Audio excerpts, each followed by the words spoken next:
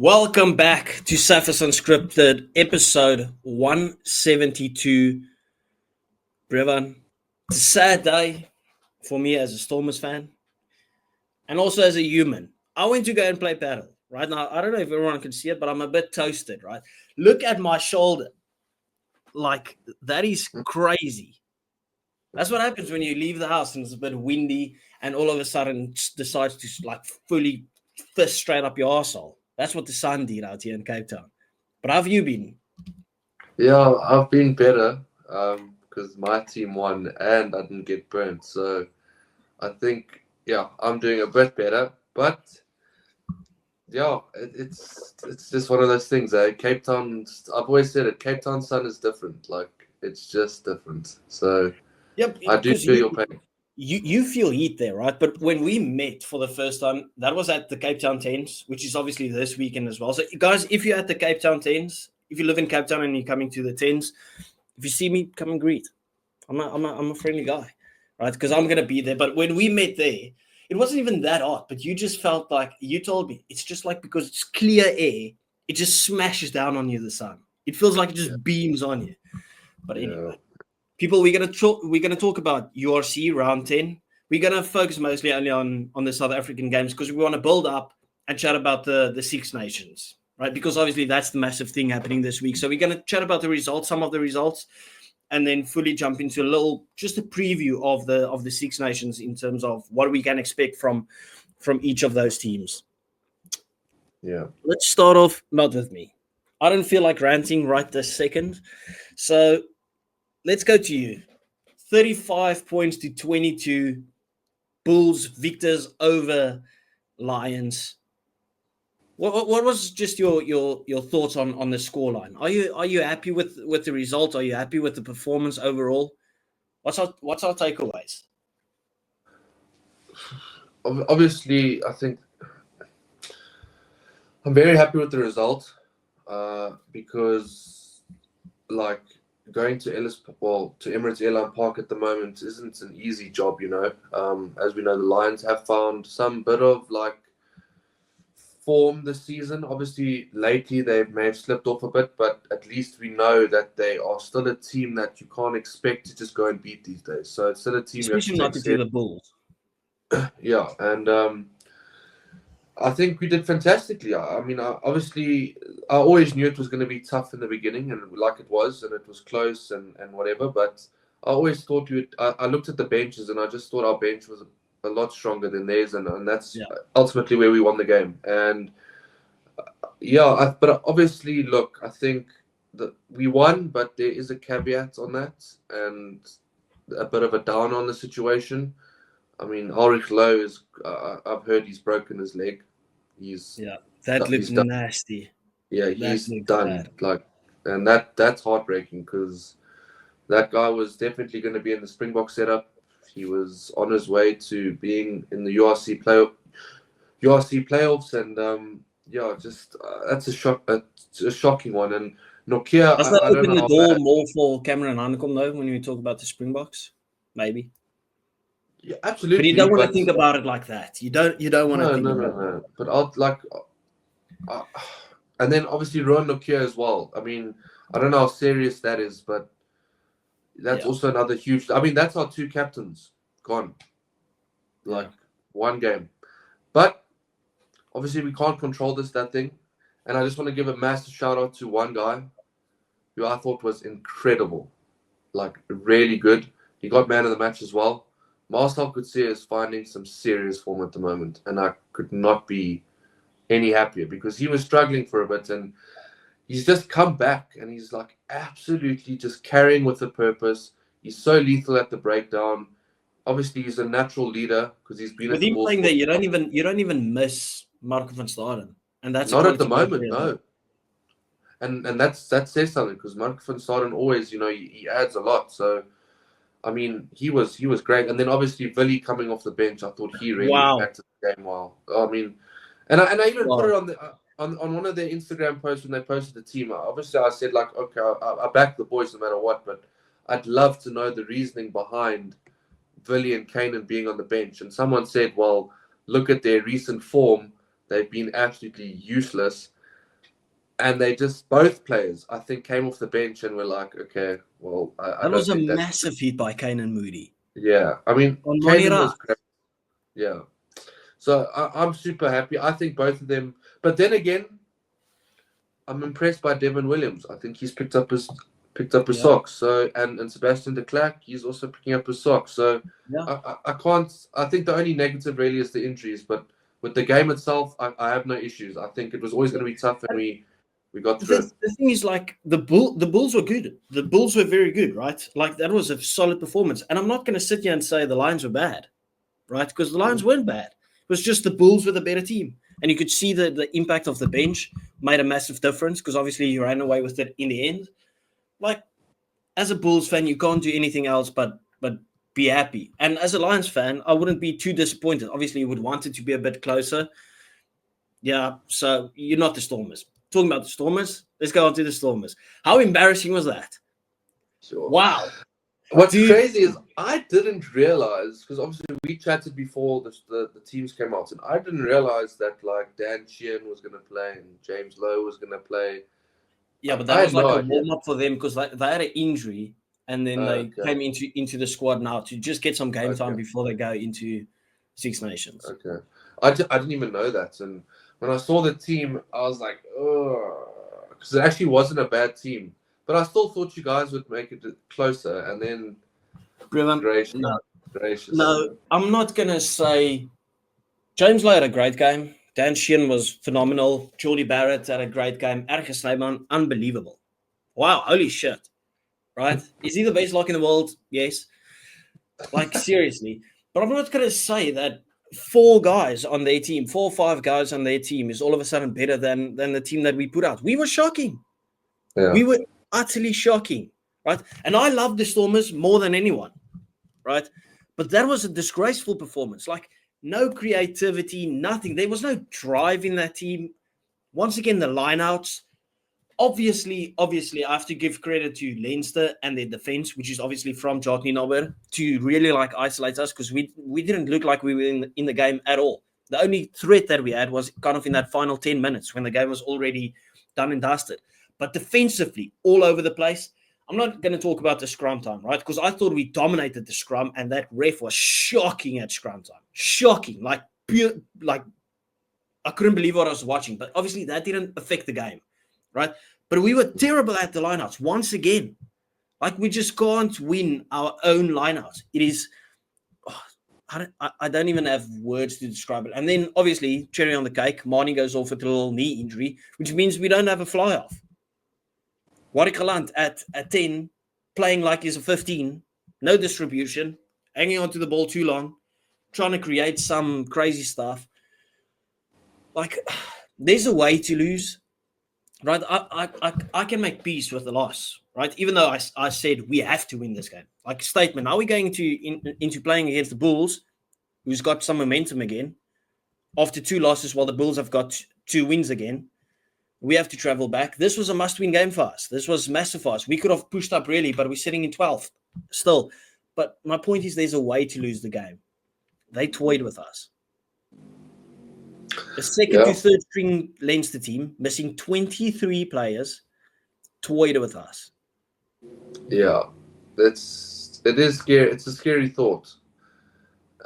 Like, I thought Geland had a good game, but like, obviously he's not a 10. You can't really expect much from him there. But it's I have no words, to be honest, because, and I'm not even a Stormers fan, but I can feel the pain because it's so frustrating. You put out your team that you think can do the job, and a team you think is what you possibly could put as your strongest team. We rested our players for that, Brevan. Yeah, exactly. And this is the perfect photo to sum up that performance. This is Dobbo. Like, dude, the amount of handling errors. What? Yeah.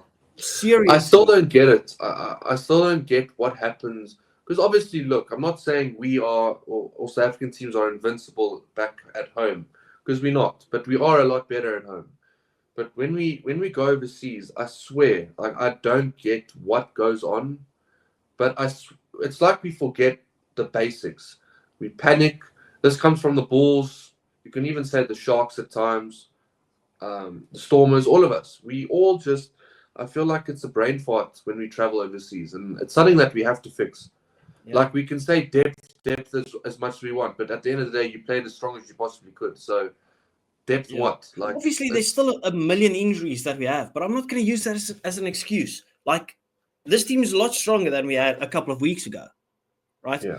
We spoke about how strong that obviously Frans Malherbe had to withdraw due to food poisoning or whatever he had, right?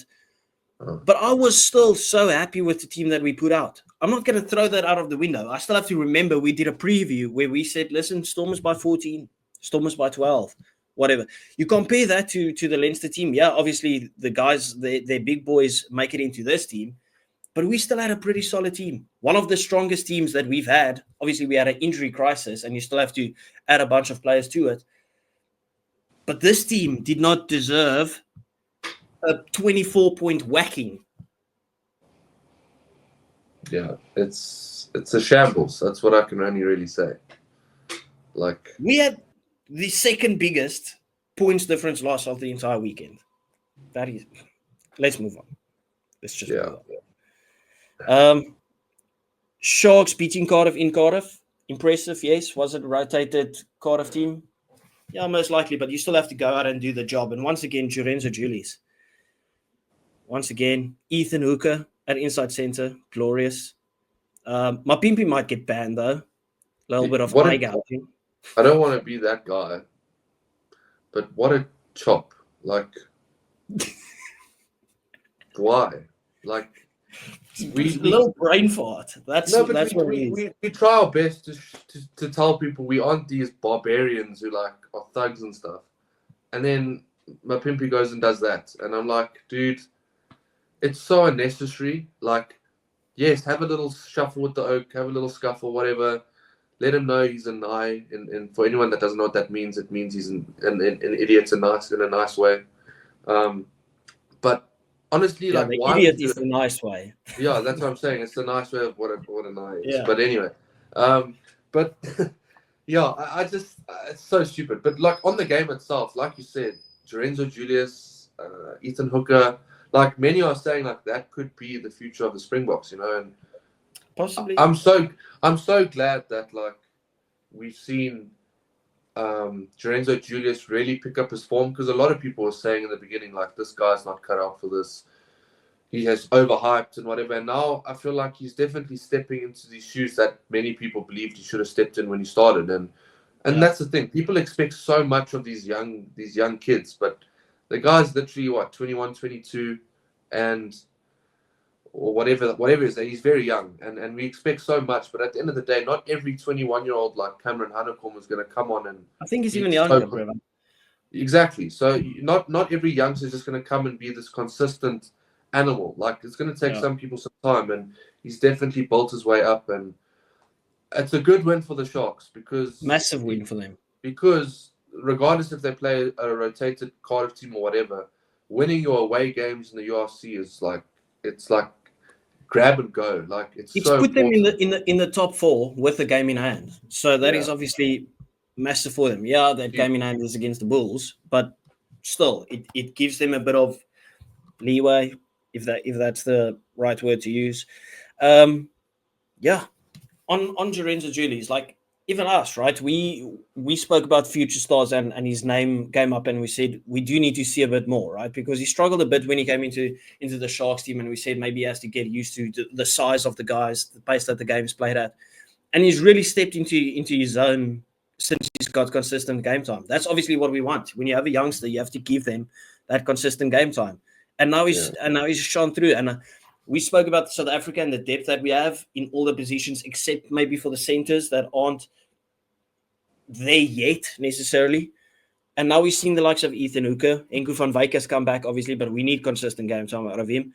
Lorenzo Julius, obviously. Canan Moody can maybe play 13 or whatever. So all of a sudden, there's a bit of guys that could be pushing for that Springbok jersey in the near future, which is beautiful.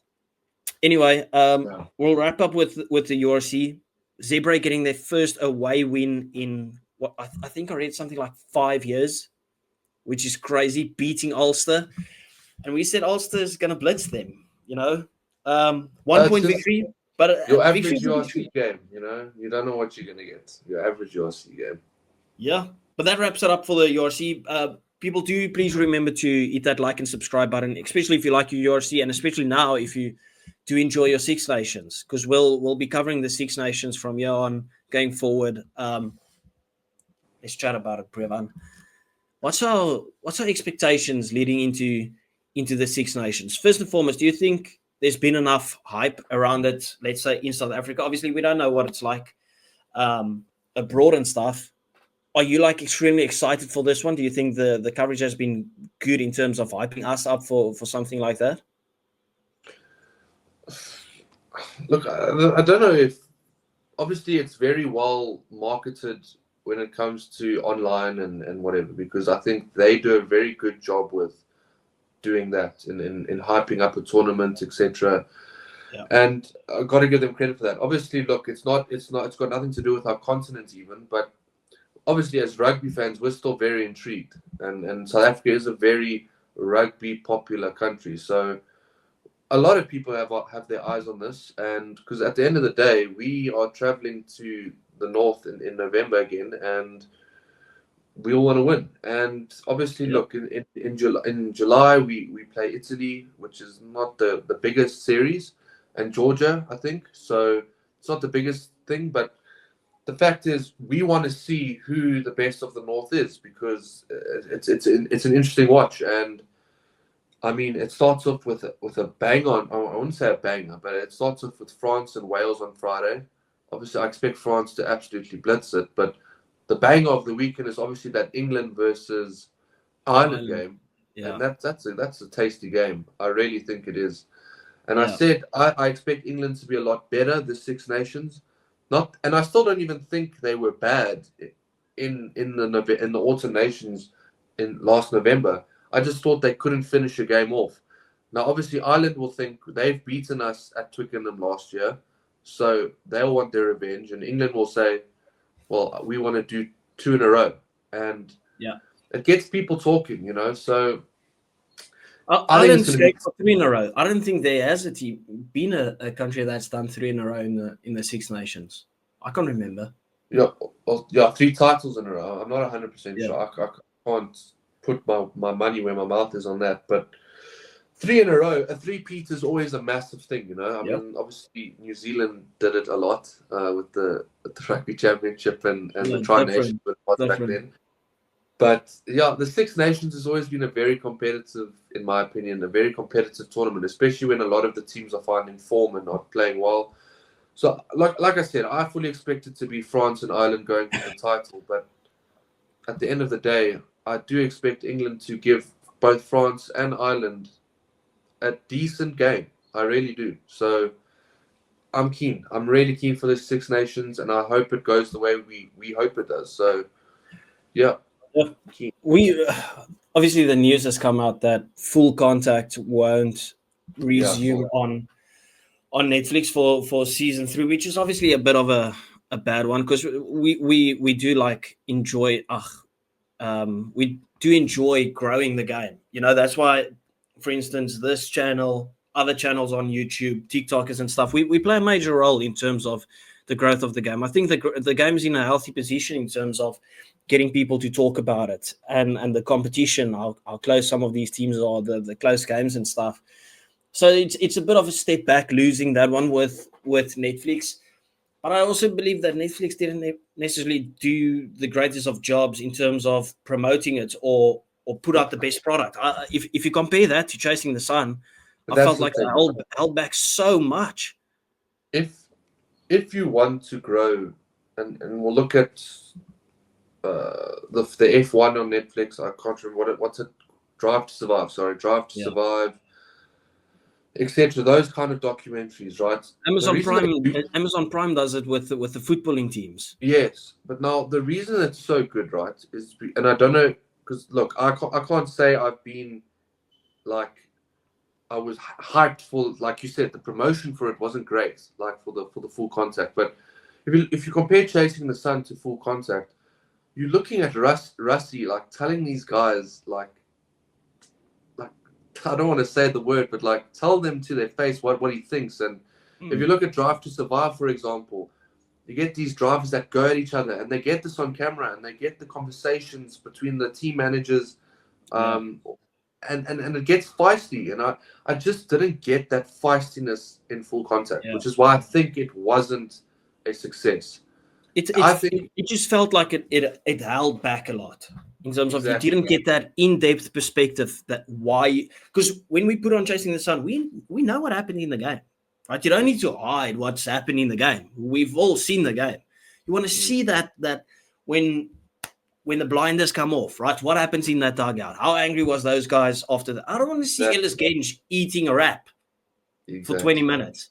Like of course, and talking about like childhood stuff. Like obviously that's his childhood, that's a story and stuff, but we're not there to watch that. I want to watch what's behind the scenes. What do the coaching staff think? What do they think when they select a team? What happens when they talk about some reffing decisions? You know, that's the whole point of it, to take away everything and say, listen, this is raw footage there, not a production. Yeah, but like at the end of the day, like if I don't mind the whole cutting to a bit of a story piece, like with the whole Mapimpi when he didn't have anyone to put on his jersey in the 2019 World Cup. That tugs on your heart. Whereas, like you said, Ellis Genge eating a rap talking about kind of being a lost child and she's, you know, that kind of thing.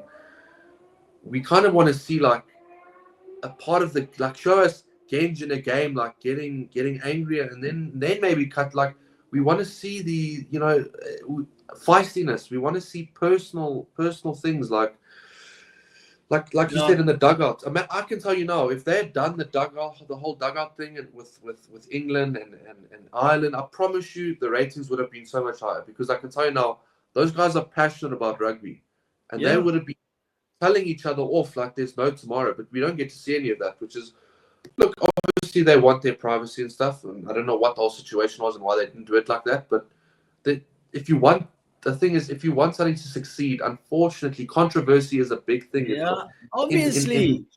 It is, and that's basics. Anyway, so let's start talking about expectations.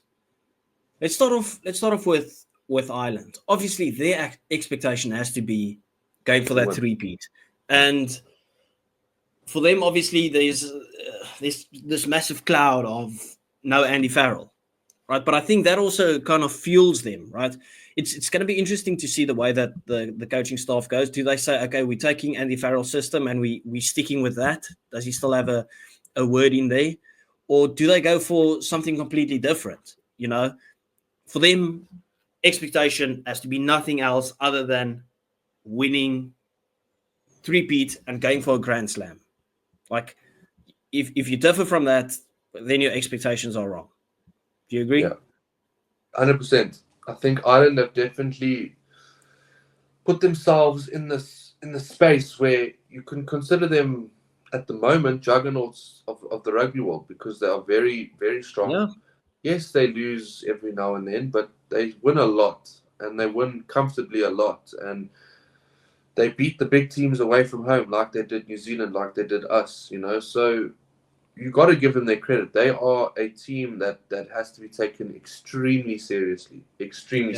And with the whole thing with Andy Farrell obviously being away and going with the British and Irish Lions for the Australian tour, personally, I don't think... Obviously, look, the coaching staff are still familiar with the setup. I don't think changing too much is so how can I word this? So I don't think they should change too much. I feel like if they implement too many changes, I don't see why you would need to. It's a system that works, because at the end of the day, Farrell's coming back. Why would you want to change it up so much? You know, so who do you reckon takes that 10 jersey? Prendergast or Crowley? It has to be. If it was up to me, I'd put Prendergast all day long. I think the guy's good. You've seen he's good enough to start. You've seen he's good enough to play that 10 jersey for Leinster. High pressure situation. He's proven himself. Yes, he hasn't had any real tests in test rugby, but I just think the kid's mature enough, and I think he's in better form than Crowley. So I would personally start with Prendergast, but that's not my decision. I personally think I could see a world where they go with Crowley, just because he's been there and done it. But yeah, obviously against England, it's always a risk. They need to pull up a couple of big performances, Ireland, because obviously, I don't think the Irish population would have been too impressed by their performances necessarily in the end of the year. So they need to pull up a couple of convincing performances. Seeing Dan Sheehan and James Lowe play the way that they did against the Stormers will obviously bring them a lot of confidence, because Dan Sheehan is massive for them. James Lowe is massive for them. I mean, you don't get a lot better finishers than James Lowe. So, yeah, we are both in agreement. Three-peat, that has to be the standard that is set for them. France, kind of in the same line, right? Same thing, exactly the same. Obviously, they can't go for a three-peat, but I think they should go for a Grand Slam and win the Six Nations. Yeah, like it cannot be anything less for France. You look at the team they have, and you think to yourself, it's literally I have Ireland and France like this. Literally, it's crazy. Yeah, you got two of the best scrum who's the home team? Who's the home team in their fixture? I think it's Ireland. Yeah, it is Ireland. That plays a big role. It's tough to beat Ireland. It does, but if there's one team that I know can travel, it's France. I know they can. And the thing is, right, like, you look at their squad of last season and you're like, okay, well, they got smashed, but you're adding Dupont, you're adding Roman Intermark, you adding Intermark back, Muirfau is there. Yeah. They're such a strong team. They are so strong. Yeah. You can say what you want about Dupont. Like, that's fine. But what I will say is the difference he will make in a game is crazy. I don't think people realize that. Like, it's yes, people think, oh, professionals don't get affected by aura, blah blah blah. I can tell you now they do. Like, yeah, Dupont will add that little bit of, and professionals have admitted this in football before, like Jamie Carragher, Gary Neville, when they went up against Thierry Henry, they used to think the night before, like, how do we limit this? How on earth do we cope? And these guys are going to think the same thing. How do we cope with Dupont? How do we shut him down? Like, and they're going to overthink it, and that's what he brings. He's just that good. I mean, if you look at it, right, last season, crazy. Both these teams have superstars, so it's going to be tight. That's the thing, right? We saw it last season with Luku became first choice before Legarec took over, right? Luku is a quality player, but he really struggled, right? And you won't see Dupont cracking under those type of pressure. Like, I feel like Luku kind of cracked under the pressure of not being Dupont. That's just how good he is, right?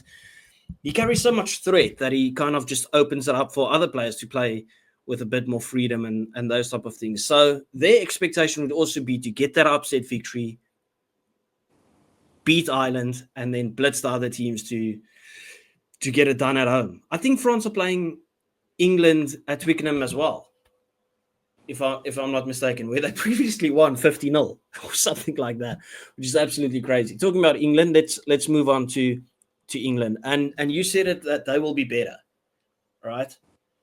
And yeah, they weren't the worst when you looked at the end of last year. But the thing for me is still just, I don't trust the coaching. I just don't trust it. I think they can be so much better if they just play a bit more fluent rugby, right? I don't think that they're extremely well coached. Now, obviously, Borthwick might be loved there. This is just from an outside perspective. Not loved at all. He's not. Well, you look at the quality that they have, right? You look at how their prem teams do. They play some quality rugby. They do have proper quality players. You look at the youngsters coming through. They just didn't they just win the under-20s championship with Henry Pollock and stuff? Like, they've got all the talent. If you do a combined 15, they probably get a lot of players inside a lot of teams. But it's just feels like they don't have that it factor to get them over the line. Obviously, they did do it against Ireland last year, but I just don't see them doing it again. Yeah. And for them, like, for me, my expectations of them or standards that I would set for them, at least just win the Kolkata Cup. Just secure that again. Yeah. So my expectations, if I was an English coach or player, obviously, look, if you England, you always have to try and win. Now, I'm not saying that's going to happen, but it's England. They are still a big name in the rugby world, and obviously they should focus on winning as many games as they can. But the expectations that they should focus on, like you said, is the Kolkata Cup, win that, and finish third. Don't finish anything lower than third, because that is a disaster in my opinion. I think they have the third best team in the Six Nations, and they need to stick by that because, like you said, the coaching is a question, right? Because there's tactics and there's calls that get made that a lot of people don't understand, and then they get proven right because it doesn't make sense in the game. But even the whole thing about the coaching as well, where you can already see it's not great if you have 8 captains. So they've obviously dialed it down now. Mario Torje captain. I think that's a good decision. Yeah. I think it's a very good decision. And like play the guys that are on form. Like I'm not sure if he's injured or not, but George Ford should not take that 10 jersey. That is Marcus Smith's. Marcus Smith should take 10, 100%. Freddie Stewart's on great form. Play him at 15. Play the guy. Don't switch other guys out of certain positions. Freddie Stewart's playing the rugby of his life if you look at Leicester Tigers at the moment. Play that guy. I would play Henry Pollock. He's probably your best Lucy at the moment. So before I came on this podcast, obviously you all know my mate's a Saints fan, and he actually said they put him in the squad for a week. Alex Mitchell is now fit. Yeah. And so they've swapped. So Pollock's out. Oh my word. Yeah. That is this is why people do not like Borthwick, because you had favoritism. If I'm not mistaken, they had named 3 scrum offs, right? In the squad without Mitchell. Pollock was in. They've just taken Mitchell and swapped with Pollock. Pollock's out, Mitchell's in, and now there's 4 scrum offs. That's my understanding. It's just that's ludicrous. Pollock is currently on par to be. Obviously, you've got Hanekom, you've got other guys as well, but he's up there with those guys as one of the best young talents in the world. Why would you waste one of the best players in England at the moment. Exactly, and he's a great bench option, because he does it for Saints. He comes off the bench for Saints and he causes havoc. I can tell you now, he would do the same for England. And I've said it. I said, I don't care if he's young. I don't care if he doesn't have experience. Put this guy off the bench. He's hungry. He wants it. He'll make a difference off the bench. You don't even, because obviously, look, they have their starting back 3 that they trust, and that's fine. Let Pollock show you why he deserves to be there, and let him do it off the bench. And I promise you, he'll do wonders. But let him at least stay in the squad. Like, why did they have to take him out to put in Alex Mitchell? No idea. Let him stay there and train. Like, I don't know. Maybe I'm missing something, right? But I've said it before. Like, having the Currys there, they're probably decent players, right? But I haven't seen them play great rugby. Like, I think they're talented. They can play some rugby. But, like, I haven't seen them do it on a consistent basis. Maybe I'm too critical of the Currys. But it's like, give Pollock a shot. I think he's better than them. Just my opinion, though. But, I mean, it is what it is. It is what it is. Maybe that's just a partial take. I don't know. Scotland... Yeah. It's tough for them without. I hate to say it, but without Tuipulotu, that's massive. Like that's your captain gone. It's your best player at the moment gone. They could have, like, Finn Russell has played every single game. He's even played this weekend for Bath. Like, he hasn't even been in the squad. I think that's a bit tough. Who's Scotland's first game? Is it Italy? Probably Italy. It must. They need to get revenge for that one, though. They need to get revenge. Losing that game last season, that was a tough pill to swallow. For them, expectations kind of the same as England, I would say. Firstly, get your revenge on Italy. You need to. And then secondly, just keep the Kolkata Cup. And you never know. Obviously, Scotland's one of those teams, like, I wouldn't write them off for any game, right? Like, look at their performance against France. It's not the same France as they had last season. Should have won that game. But for them to beat England is a must. Beating Italy is a must. And then really push to see if you can get an upset victory over either Ireland or France. That would be a win, in my opinion. Placing third, but pushing really for that second spot. That's the standard that they should be setting themselves.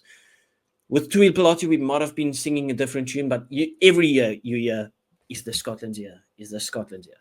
This is not Scotland's year. That unfortunately, they don't have that depth on the bench that the other teams have. I do believe that their bench is a bit stronger than they had in the previous seasons, because I was really impressed by some of the guys that played in the Autumn Nations. They played the weaker teams, but they really put them to the sword, really put them away. I just don't believe they're strong enough to compete with France and Ireland when both of them are full strength. Yeah. So I personally think, like you said, expectation for Scotland should be to win the Calcutta Cup. Obviously, they should be beating Wales, Italy, and then looking to finish third, in my opinion. And look, obviously, I don't even think they expect. Obviously, every team goes into a game trying to win, with the mindset to win. I get that, but what I would like to see from them is take Ireland to a deep place, a dark place. Go to France and give them something. Give them a little bit of something, you know. I don't expect them to win. I do expect Ireland and France to run away with it towards the end, maybe even run away with it in the beginning, because you don't know with Scotland. But I just would like to see them give those two teams a little bit of something, even if it's just for 40 minutes in the second half or the first half. I don't want to see a whitewash. I want to see them give something to those teams and finish third. I don't think they will. I think they'll finish fourth. But yeah, I think, like you said, Calcutta Cup and try and finish third. I think that will be a great success for them. Yeah. Italy, do you reckon they could have a secret sauce up their sleeve and maybe beat the likes of Scotland again? Beat Wales, maybe beat England? You look at the way that they played against New Zealand in that final game with the home crowd behind them. They can be a tough team to beat. You look at the performance that they put up against France even. Yeah. Italy could make life very, very tough. Let's actually talk about Italy and Wales together. Yeah. Who do you have finishing last? I'll tell you something. I've got Wales to win a game, but it's not Italy. I don't know who, but I reckon Wales. That's wild. That's crazy. How do you have? How? I don't know. I've got a secret feeling. Maybe it's insider info. I don't know. Inside info that they win. Been past the brown envelope in the future. But dude, it's one of the toughest last place finishes I think in recent years, right? Like, I don't know who to call. You look at the likes of Tommy Raphael, there's Jack Morgan. I mean, obviously they don't have a lot. Don't get me wrong. I can't go and say on 10 fingers that, like, I can name great players. But then obviously Italy, there's that flair about them. There's that passion about them, and when they click, there's something there. But when they are not clicking, there's nothing there, and that's the problem. So I'm gonna be bold on this, and I'm gonna say Italy's gonna take fifth. I think they're gonna beat Wales, because if I'm not mistaken, the game is in Italy. If I'm not mistaken. That's not a bold decision. I think most people probably think Italy beat Wales. Okay, but whatever. And I think Wales finished last, and I don't think they win a game. I think they lose every single game. Do you reckon Wales goes with an unwinnable year again, or so who do they have without a win? Do they still play in July, right? No, they're part of the British and Irish Lions. I know, but I've seen cases where, like, but realistically, who's going? Who's going? from Wales. Maybe 1 or 2. Yeah. I don't know. But anyways, the full strength team nearly lost to the Reds. So okay, so yeah, my point is, I think you're right. I think it could be yeah. I don't want to be negative Nancy for Wales, but I think it could be another. 2 Maybe years only in a one row. win. Wow. Maybe only 1 win. But yeah, it's gonna be tough. And Very that's tough. in the Six Nations, but not Italy. Yeah. Let's wrap Imagine it up. I've got Wales to place last, but also to win a game. So if they do beat someone and it's not Italy, it can only be Scotland. It's going to be England. No. If Did you it's see England, how close they pulled England last year? Yeah, but yeah, if England loses to Wales, I think they're playing that game at Twickenham, to be fair, so I don't even know. It That's doesn't really matter. Is the Principality a fortress? No, not at the moment. It's not the Millennium Stadium, so I don't know. Anyway, let's wrap it up. Everyone, thank you for watching. Please do remember to like and subscribe. We do appreciate you guys. Yeah, and stay tuned for Six Nations and URC chatter. I think we'll focus on the Six Nations, and then when there's URC, we'll only talk about the South African games. I think it might only be South African teams playing anyway. But anyway, we'll see you next time. Bye-bye. Ciao. Cheers.